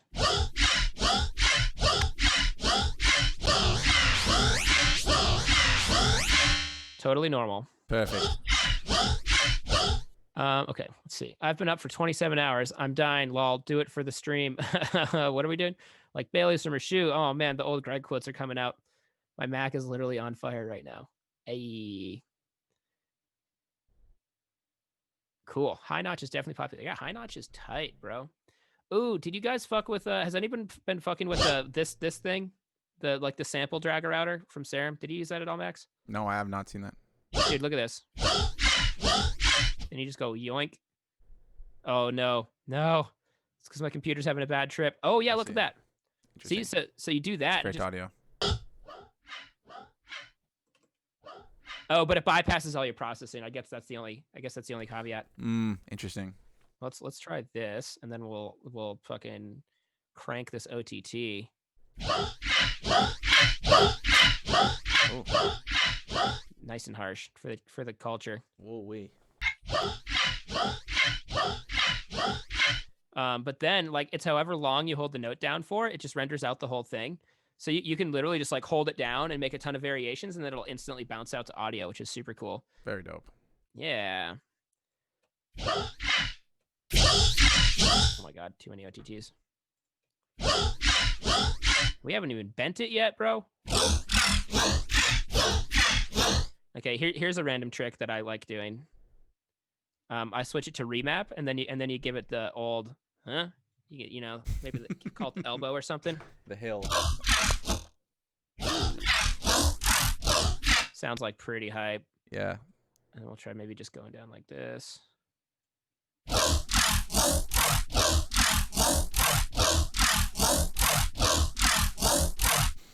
Yeah, so I mean, if you want to make a lot of cool wavetables pretty easily, and you have phase plant and some other synths, check it out. And again, like this one is literally just from a sample, which personally I don't consider cheating. It's like kind of cheating. It's like more cheating than designing your own sound then turn it into a wavetable. But it's a pretty hype way to do shit. One of my original Serum YouTube tutorials, I did a similar technique, but I just was bringing like bass samples into Serum as wavetables. I was using like VR bass glitch samples. Yeah. And a lot of people really like that technique. Like I think it's like a good middle ground towards making all custom wavetables that isn't doing all synthesis. So using samples or like sometimes bass glitches to make your wavetables can be really good. But then like the phase plant import then export thing is huge for getting just way cleaner wavetables. So I totally recommend it. Could you do this with Operator? You could totally do this with Operator. Do you guys want to try doing it with Operator? Should we do it, Max? What do you think? I'm into it. I think what the question really, I'm not positive, but like you can create the original source sample with Operator, but what he's doing in Serum you cannot do with Operator. Correct. Yeah, we would just be creating a source sample with Operator here, Right. and then bringing it into phase plant, then bringing it into Serum, just to Yeah, I create just want to something make sure here. that's clear. So this was our original sample.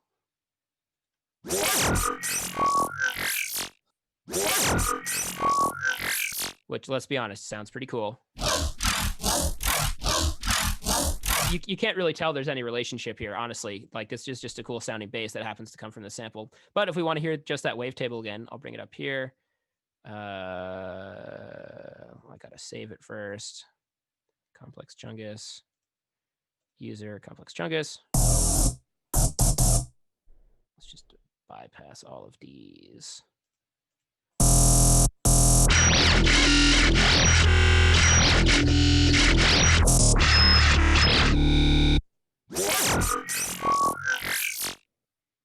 Pretty cool. Pretty cool. I agree. Extremely cool. Could be worse. Could be better. It's impossible to say. Nobody really knows. Let's just try putting like a G clip and a soothe on here.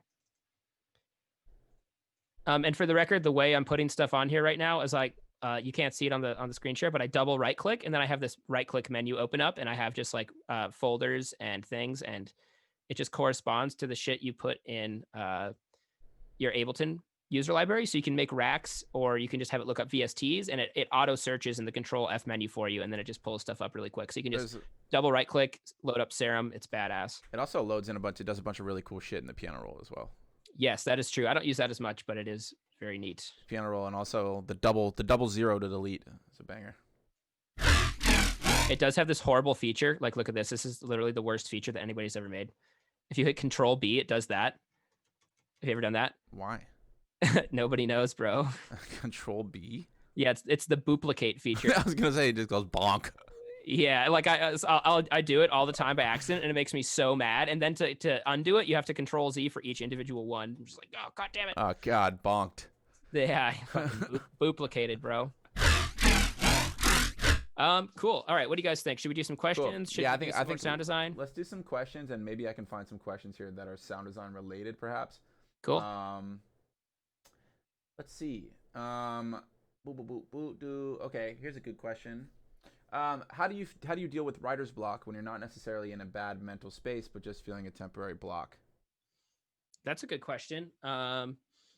So I can't exactly relate because I have much more large overline problems that sort of tend to loom over my overall creative workflow. But for somebody who doesn't feel like they're in a terrible mental state, and is just in like a normal rut for writing music, I like a really good strategy just on the production side of things. I call it hitting the gym, which just means every day before you try working on a song, you are obligated to just sound design or do drums or just try writing a new melody for at least 20 minutes.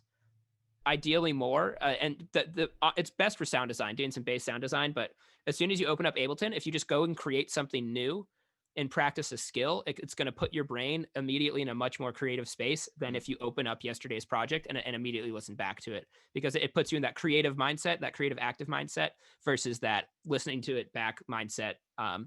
And that, like, just the habit of that, as well as you're going to make a lot of patches, you're going to make a lot of stuff that you can just pull out and have ready to go in your songs. And then it just helps you get in a better mind space. Besides that, literally just give yourself a break, like go play a game, or if you want to be woke, try meditating or a breathing technique. A really good one, if you're new to breathing, would be looking up the Wim Hof breathing technique on YouTube. It's really cool. Makes you feel kind of high. It's badass. And then I don't know, like go outside, like ride a skateboard, anything. It's about just doing a pattern interrupt, I call it, which is just getting your mind out of that pattern, and allowing you to come back to it with a fresh mind, is the biggest thing. And don't force yourself to produce all the time. I mean, if you're feeling it, absolutely go for it, but give yourself breaks, and then just do stuff that sort of gives your mind a little spritzer. Sure. I think hunting down inspiration from unexpected places is also a learnable skill that that is helpful for writer's block. Like when I'm driving in the car, I always listen to like either the oldie station or like NPR or some shit like that just doesn't have to do with dubstep, and you'd be surprised how much inspiration can be found like in places that you might not look. That is super true. And another thing I say sometimes as well is think of the sample for your song before you start writing the song. Like for instance, with Death Bounce, I just thought of that vocal hook, and I had Boogie T say it for me. And then like I feel like when the song already has an idea or like a motif or some sort of message before you start writing it, it's so much easier to get a drop or an intro going than you're just trying to write a random drop, or you're trying to do a certain thing. Or if you have like a title for your song, or you have an image for your song, or you're like, yo, I want this song to sound like a goat getting tased, it kind of gives you like a storyline that you can work off, whereas sometimes it feels like we're just trying to pull rhythm out of thin air. If you have an idea or something to go off of, it can really help that whole thing a lot. Cool. Here's another production question. What is your favorite sub distortion method, and how to make it sit well in the mix with other competing low mid basses? That's a good question. So someone asked to make me bigger, by the way. Can do. Should we do it? Yeah. So, saturation and distortion obviously is great for subs. I can show you guys this one technique real quick, which is actually really cool. This is called the Ula sub, because it comes from our good friend, Mr. Ula Seal, and Mr. Bill uses it too. You can do this in either SARM or operator. I like doing it in operator. But basically this is going to get you like that distorted mid sub feeling and sound, but like more cleanly with just FM. So let me get a oscilloscope. I gotta send you me and Mr. Bill's collab. Oh, dude, yeah, I wanna hear that. What the heck? Yeah, I'll play it at the end of the stream if you're into it. Yeah, let's do it. It was cool because he was like doing this like 20-hour stream the other day and just worked on it Jesus. for like 8 hours. I watched him produce for like so long. Only Mr. Bill would do a king. 20-hour stream. A What a king. fiend. Okay, so this is an oscilloscope, which just shows us the waveform that's being outputted by the sub. And you know, the whole idea with sub saturation or sub distortion is you just add more harmonics. And with distortion, it gets closer to being a square. And it adds more high harmonics as well. But this is a method that I really like doing. So what we're going to do... So you can see if we start adding FM, we kind of get like this weird compound thing, and it gets more harmonics and whatever. But what we don't want to lose is like the power of the sub fundamental. So here's what we do. We're going to go in and just add this third harmonic right here. And our goal right here is to get like that flat, that top part of the wave kind of like as fat and as flat as possible without creating this dip. So that's too much. That's when it starts going full kind of like octave sort of sound. But like right there, kind of like that 2/3 spot is right where we want it. And even just using that and then maybe doing a little bit of saturation is going to get you a really nice thick sub that I think tends to cut through a lot more easily. But then there's this one extra trick right here. So this has everything to do with the phase of the second oscillator. So we want to go in and set that phase to 71. Don't ask me why it's 71 exactly. This just works. Now, then when we bring up the second oscillator, again, this is FMing it. Check out what happens.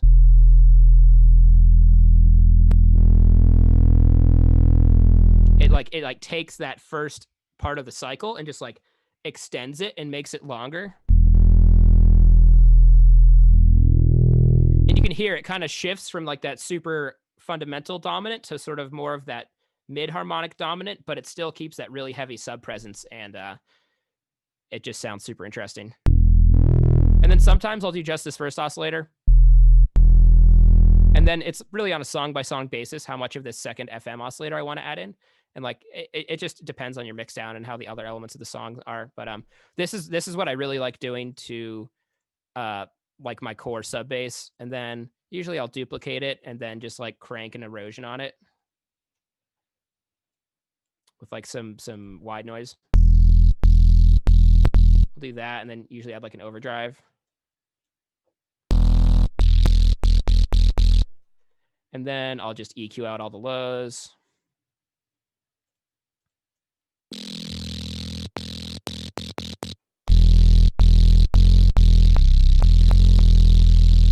And yeah, that's usually what I'm ripping for my sub. Ripper. I don't go too crazy with it, but I think it sounds cool, and you should totally try this. Okay. Yeah. Let's see what else we got. Let's do some. Let's hit a non-production question real quick. Yeah. This is on the topic of releasing music. Mhm. Lately, you have just kind of went bloop. Here's new music. How do you feel about that approach versus the 2-week release plan post X and Y stuff that artists normally go through for a song release? Pros and cons. So mostly I'm doing the bloop strategy because I don't give a fuck. And I was just trying to get back in touch with like how it used to be, which was just me making music and me releasing music. Like really the main reason I did that is because I want it to feel like I felt when I had 800 followers or like 300 followers on SoundCloud and I was just releasing music for fun. So that's a big reason. And I think there's something to that too. Like obviously you're going to get slightly less or maybe even a lot less reach or a lot less traction than you would with a whole plan. But also the people are going to be like, oh, yo, he's literally just releasing music. That's kind of cool. He's not, he's not trying super hard. He's not super concerned about reach. So I think there's some sort of like a little swag factor, a clout factor. If you're trying really hard and you're trying to do the whole career thing, yeah, I would recommend doing, having a plan and planning stuff out and promoting it. But sometimes there's a lot to be said about just releasing music because you feel like it. And I always think that has to come first, is like that love for the music or that, I don't know, it's like regaining my childlike feeling of how music used to make me feel back in the day before I got stressed out about my career and this and that. So Yeah, getting back to the basics and having fun. Exactly. So again, obviously you're going to get less reach, but if you don't care too much and you just want to release music, I say go for it. I like, I kind of like that whole super shitty album artwork aesthetic and not caring too much. So Cool. yeah. I fox with it. All right. Let's see. He goes, innocence, pre-conspiracies. Nah, bro, I've been in the conspiracy game for damn near a decade, boy. Shadow says, did you ever have fears when you started producing? Not really. I mean, like I literally started producing just for fun. Like I found dubstep in shit, man. I think it was like 8th grade. Like end of middle school, beginning of high school, something like that. And I just started producing for fun because I'm a bassist. I was playing in bands and I thought music was cool. And I got really frustrated playing with people. So I was like, I will play with myself and make music on the computer. And that was the only reason I did it.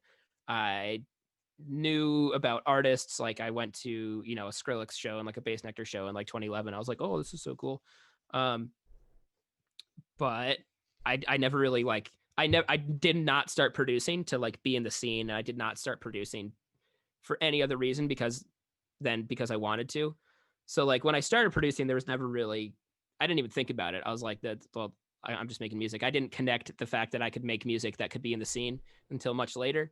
And then once that started happening, I started feeling some sort of stress or pressure about making tunes. But like in the beginning, no, definitely not. The only like time fear or stress came into it was when I was actually playing shows and there's actually stress and actually pressure and I needed to like compete with everybody else and da. But from the actual art perspective, I literally got into it like just for fun, which I think is how it should be. Totally. Hope that answers the question. There's no such thing as birds. They're all government drones. Tell them. How do you unplug? What do you find helps the most to de-stress? Yeah, the best way to unplug is definitely like physical exercise. Especially if you have an area where you can go on hikes. Definitely go on a hike and like leave your phone in the car and hang out up there for a while. Maybe go to a place with like a little stream or a waterfall. Stick your feet in the nice cold water. Touch earth. Besides that, yeah, touch earth 100%.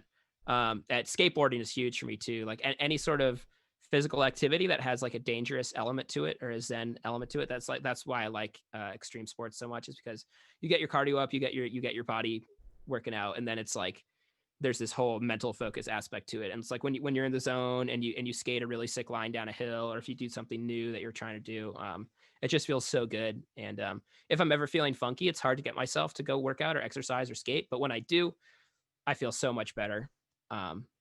And if you don't have time to leave the house or you want something you can do in the house, take a cold shower. That's like one of the hugest ways to snap yourself out of a weird mental state is really the coldest shower you can take. It's super difficult, but if you can force yourself to do it to the point, like, so what happens if you stay in long enough, you can feel your body starting to warm up from the inside. So you're really, really cold. And then your body starts moving all this blood around and you'll feel your core heating up. And then that's when you know you got the effect. And it flips your mental state. It makes you feel really energized and woke. So try that. It takes a lot of discipline though. All right. Hell yeah. That's a good one. When will you drop Crumbus? That's a good question. I don't know. It's kind of like permanent dub plate status right now, but I could hit up Mr. Killfeed. We've been thinking about it. Maybe I'll put together like a dubstep EP soon. Could be cool. So the answer is maybe. Sure. When is maybe. The answer to when is maybe. Yeah, that's right.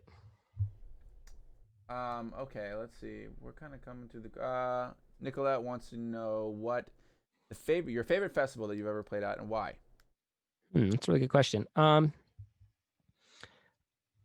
would probably have to say probably Lost Lands, like last year, was just awesome because everybody's there. It's all dubstep fans, and 2019 we just had such an insane crowd and crowd reaction. Besides that, for overall experience, I really, really enjoyed Electric Forest. Like the whole, it's just such a large festival and there's so much stuff going on and there's so much art. The whole experience is awesome. And the artist area is great. Everybody's really professional and nice. So yeah, probably Lost Lands and E-Forest. Let me get one for honorable mention though. Thinking intensifies. Have you ever hit Shambhala? No, I want to though. Mm. I know. Seems like my thing. It's like the ultimate wook simulation. Fuck, what else was good, bro? My memory's just bad. I'll remember things randomly, but like my intentional memory recall is like very very fuzzy. This is what happens when you become a DJ, guys. When the alcohol and the plane rides and the excessive amounts of dubstep, memory banks go right out the window.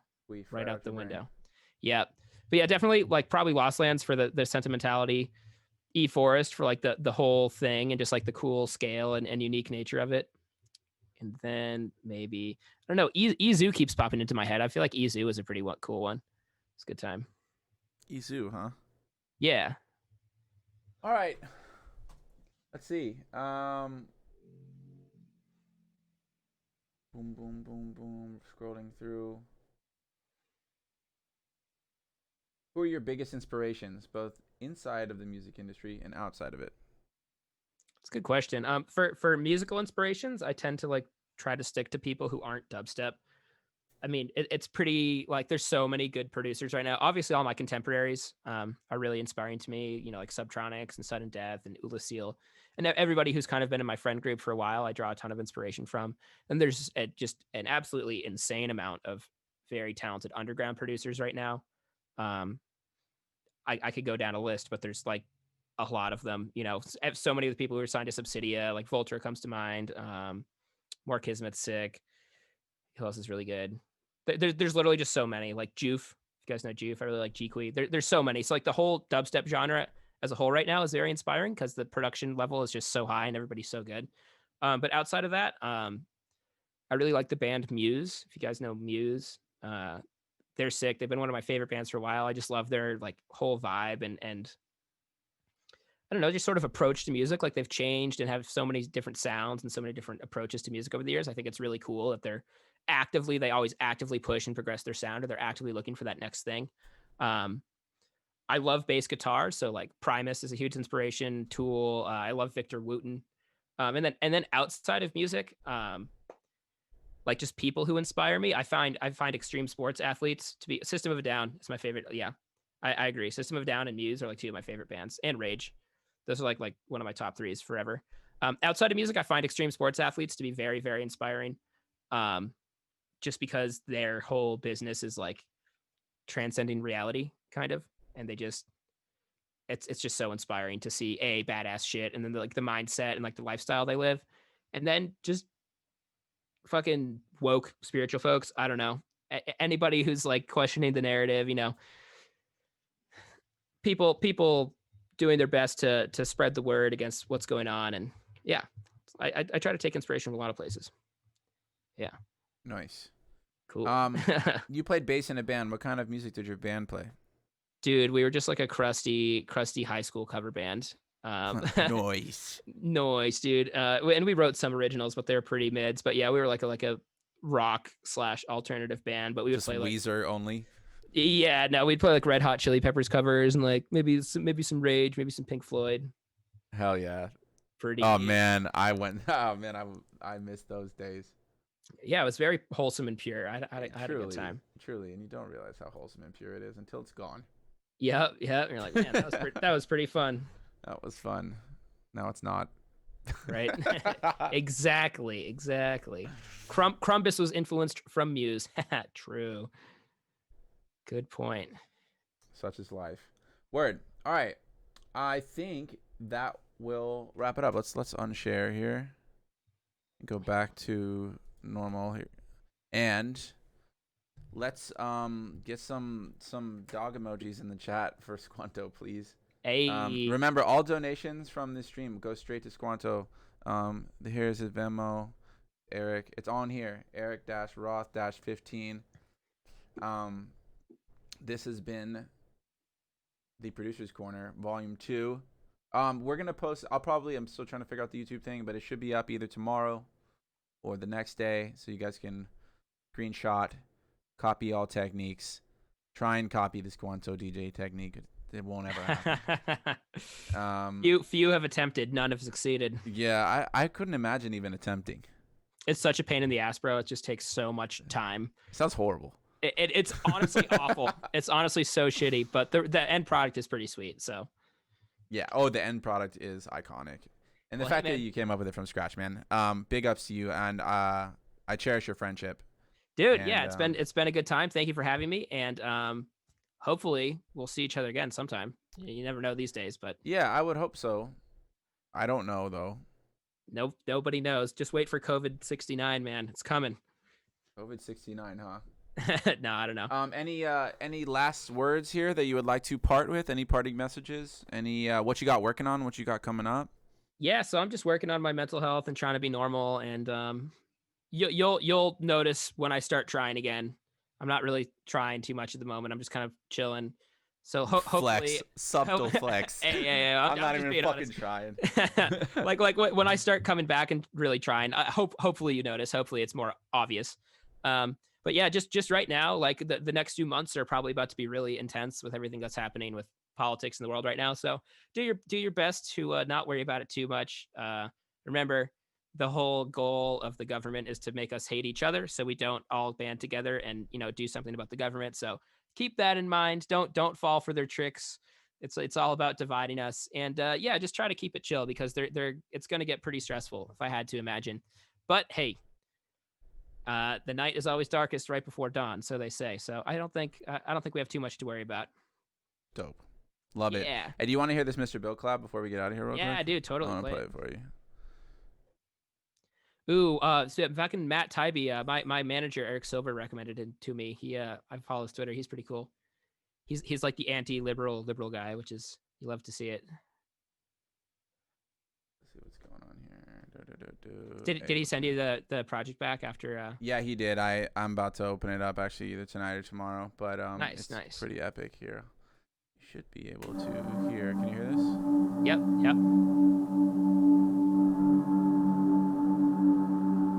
I'll turn this down. Is it at 150? It's like 147 or something like that. Oh, It might be you're saying, 145. Yeah, 145. I can't stay away from it. Hell yeah.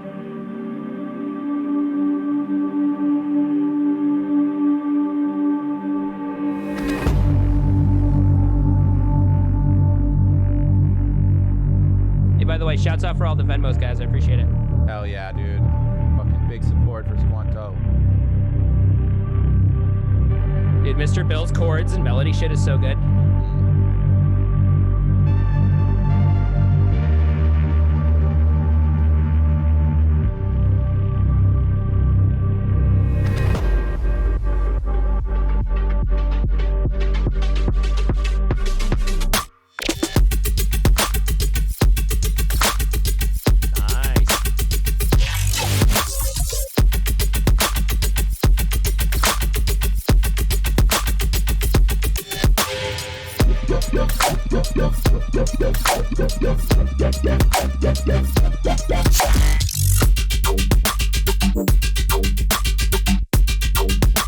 Somebody just said the anti-Lotsland build. That's what we said. We were like, there will be no buildup. That's funny.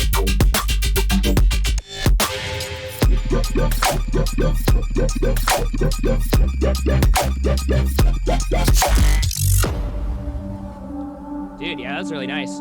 Pretty cool. We'll zoom Oh wait, through dude, this do you want to second hear my Mr. Bill collab? Yes, I do. All right, Yeah, wait. let me zoom the second drop real quick. Yeah.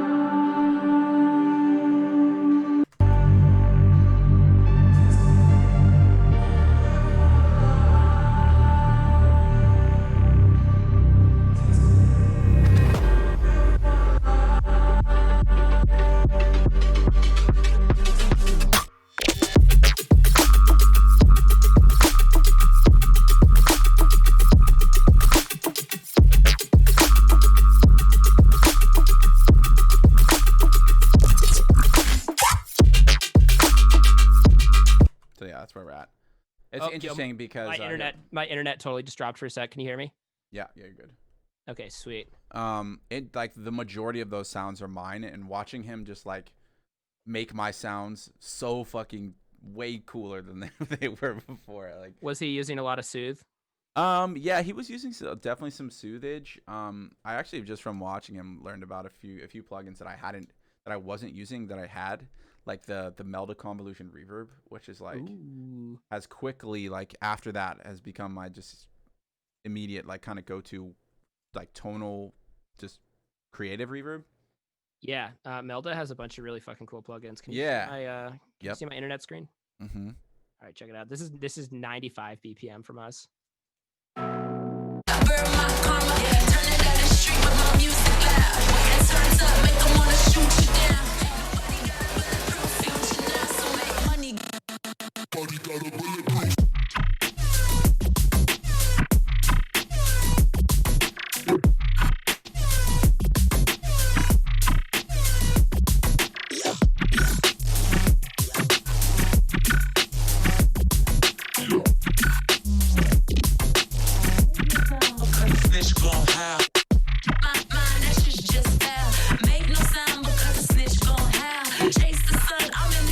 Yes, kind of not what either of us really do, but I think it came out pretty cool. It's fun. Yeah, check it out. Kind of like Moomaton a little bit. Yeah, like glitch, like mid tempo Moomaton. We put a whippet noise in the third drop. Oh, cool. Yeah, get ready. It's right here. It's like the down sweeper. I'm ready.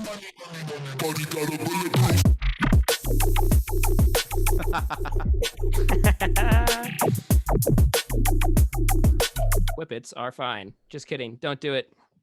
Don't do them, kids. What a way to end the stream. Okay. All right, guys. Thank you guys so much again. Shout out to Squnto. That was so fun. Yeah, thanks for having me, man. Great times. We'll stay in touch soon. Yeah, we're gonna just kind of say bye now. And the awkward end of Zoom simulator. Sure. Yeah, for sure. All right, man. I'll talk to you soon, brother. Love you, See man. you, bro. Have a nice night. Peace, G. All right, chat. You guys are the fucking coolest. Shout out to everyone who tuned in.